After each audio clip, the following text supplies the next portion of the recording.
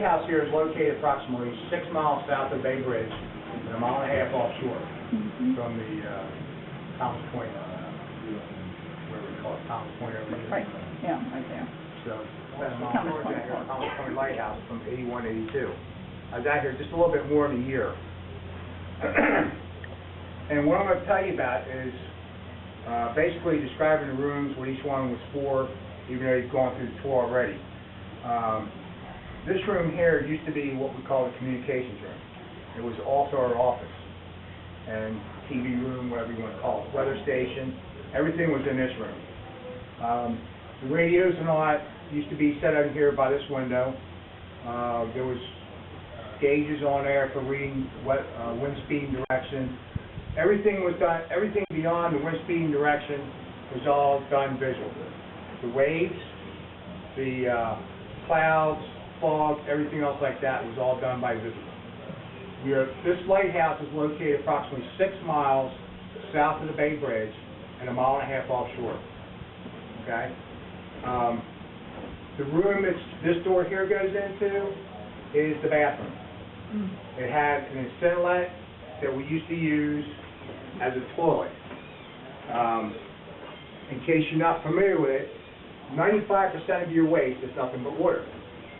So we had funnels that you would sit inside the toilet, and you did your business in there, no matter what end you were using, and it would drop down into a sort of like had rings around it that would actually bake the bag. By the time you got done, everything was like this big. Goes in no trash can, went in the shore into the dumpster. Right? There's 5 water tanks out here that we always stored the water in. There's one in this corner. In the next room over, there's another one you'll see it, the galvanized tank. There's 3 wood tanks. When you came through the engineer shop or the maintenance shop, there's one out in the open in there. There's one here in the galley. And there's one in the closet. Back when I was out here, they didn't have the plastic bags in there. We requested them at that time because we had a problem with one of them leaking. Marked it off before we took it apart so they could put it back together. They couldn't figure out how to do it. So they put it back together and decided to put the plastic bag in. So we want plastic bags, never want them. So that way we won't have that problem again. Because the water would come out and go down on the floor and cause it to rot out. Let's see. The room that this gentleman here is standing in front of, in the doorway, that used to be where the officer in charge and the executive officer would sleep. We had a bunk bed in there. Of course, the executive officer had to sleep on the top, because I'm not going to that's where we stayed. And then in the shop that's over here, which is the maintenance shop, had the generator. It had all your electronics coming in. At one point, the lighthouse used to be set up or attached to the shoreline with a power cable that runs over to somewhere in that general area. So the generator would kick on when the shore power went off. Very rarely did we ever lose power. Very rarely. Let's see. Did you enjoy your time here? Yes, I did. Yes, I did. We were out here for 2 weeks, and we were in 2 weeks. Getting back to the water tanks. As you all, I'm not sure if you all noticed or not, but around outside there's a gutter system. Okay? When it rained, each one of these gutters through the downspout had a wide valve, specially designed just for that. What would happen is you would shut the valve so the water went down on the outside for the first 10 minutes it was raining. That way, whatever bird mess or whatever junk got on the roof washed overboard. Then we switch it over until you tank them. If it got too high, we just shut it off and then let it go back outside. Sometimes those valves didn't work right, and the tank would overflow. So if you looked at here, you see there was a funnel on the floor. That was for that purpose, to drain the excess water off and let it go down so it didn't ruin the floor. We also used to have a radio beacon on the second floor, which basically, when your ships go into dry dock, they have welding done on them. There's always a shift of metal in it. whether they add metal to it or take metal off. It affects the compass, because your compasses have magnets in them. So the ships would come down here, they request us to turn the radio beacon on. We do that. They would swing the ship to make sure that the compass was set exactly where it's supposed to be at. Does anybody in here own a boat? Yeah. Okay. Who does? Okay. You'll know that if you take a crescent wrench, which a lot of people do this, or a soda can, and you sit it right next to that compass, you'll see it start to spin. You could be sitting there at a dock, and you'll notice it'll just start to spin, because that wrench or the can is pulling, taking away from the magnet. It's critical, especially if you're on a boat. You know, if you're charting out a place someplace and you got a can, like a soda can sitting there or something, you could throw the whole thing out of whack. Okay. We had 2 people out here at a time. We did 12-hour watches. And during the time you were doing 12-hour watches, you were doing weather every 3 hours. Besides that, we had the manual turn on the foghorn. There was a switch upstairs, you just go up there and put it on until it was over with. We also turned the light on. We used to have a cover over it. That way to keep the brass shiny, so we didn't have to go up there and use the brass on there every so often and protect the lens. But I guess they got rid of that many years ago. I don't think if there's anything else. The kitchenette here, let me show you something real quick, because this is part of the old system. Okay, Bobby. In this room here used to be this is where we ate. The galley, if you want to call it, the term. If you notice back behind here, there is a wood stack that comes down from the roof. That used to be a part of the old weight system for the valve. The weights would come in here. It acts just like a cuckoo clock. So every so often you have to come in there and pull the cords down to get the weights to go back up, and same process all over again. Was it in here or was it in this one? No, it was in here. It was in Because there? there used to be a hole in the floor there. Oh, okay. I don't know why we thought it was always Yeah, in the... we always... We always were told it was in that room. What was this little closet for?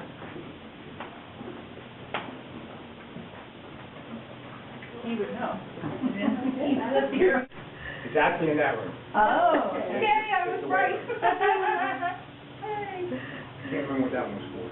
I know this is where we had the refrigerator, stove and all that stuff, but there was a picture floating around here somewhere of what it used to look like. And that's what the kitchen looked like when I was out here.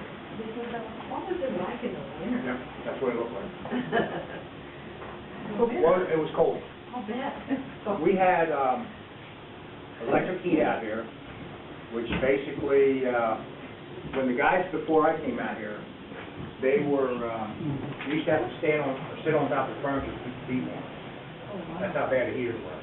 So what they did, and they didn't have the fan in them, so they came out here and they put fan forced heat into all the spaces, so it pushes the heat down onto the floor and then pulls it up.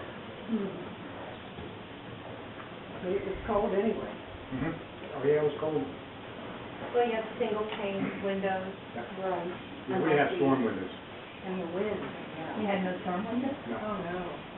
No storm windows. So you wore a lot of long underwear. A lot of layers. A lot of layers, yeah. The parts on the outside here, everybody see the outhouse on the outside. The other one used to be the power room. That's where the cable came up from the shore. The shutters were never out there. We had curtains and shades on the inside to make it dark.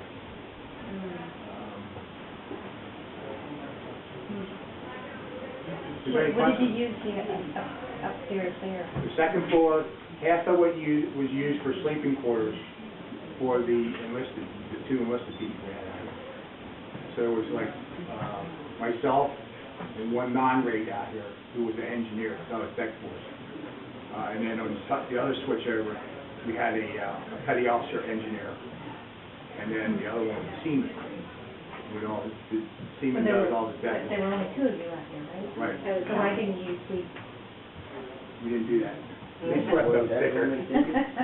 R-H-I-P. Yeah. Rank has its privileges. No, but if nobody was Frank has it first. Now, they knew that there was 2 bunks set up upstairs in each one of them holes. Call them couples. And that's where they slept all the time. Did we have fun while we were out here? We had some fun too. There's a lot of fishing. During summertime, a lot of fishing. Yeah. Here, if these overflowed, now for the longest period of time, these plastic bags weren't in these. When I was out here, we had a problem going up and started leaking. Oh. And they told us to take it apart. We marked it Really? all the way around. Somehow they got it messed up and couldn't put it back together again. So we said, we want the plastic bags in there. So instead of pulling and taking this off, they brought it back down after they put it back together again and put the plastic bags in. Makes it a lot easier. You don't have to worry about it. Sure. And then if it overflowed, you just take and let the valve open down the bottom. Again, here's the hole for it's on the tank. This is what it looks like when Yes, I do. Okay. I think I would like to be out here. It was a little bit cold during the winter time, even though they have the pot belly stoves and all that kind of stuff here. Our heaters were electric, and they also had fans in them. Because the crew that was out here before us, before they installed them, were always sitting on top of the furniture to keep their feet warm. So they put these in to drive the heat down onto the floor and then come up.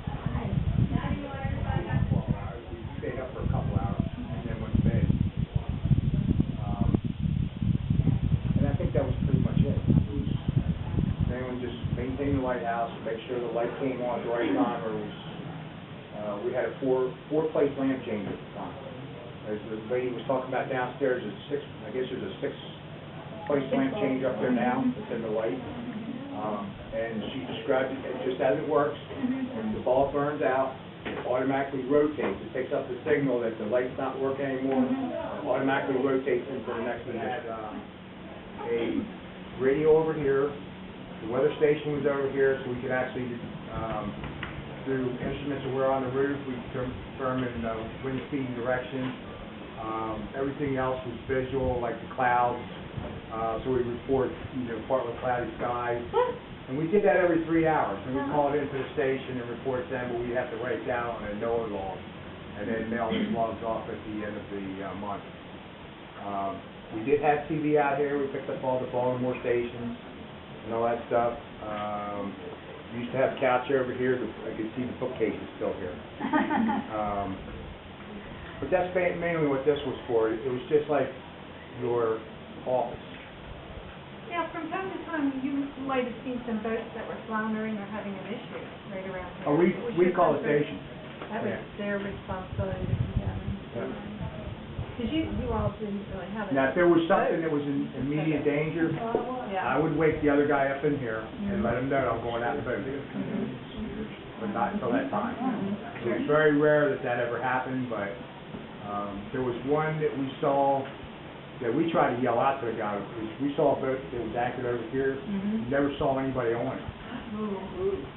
So eventually, after numerous people coming by, we asked them to check on it, and the guy finally came up. Did we have any First off, that's where all your ships are. And there's been complaints coming from Thomas, landing here saying, you don't need to come this way, you need to go out that way. So they directed it out that way. It is very loud when it is foggy. You can hear it throughout the whole entire lighthouse.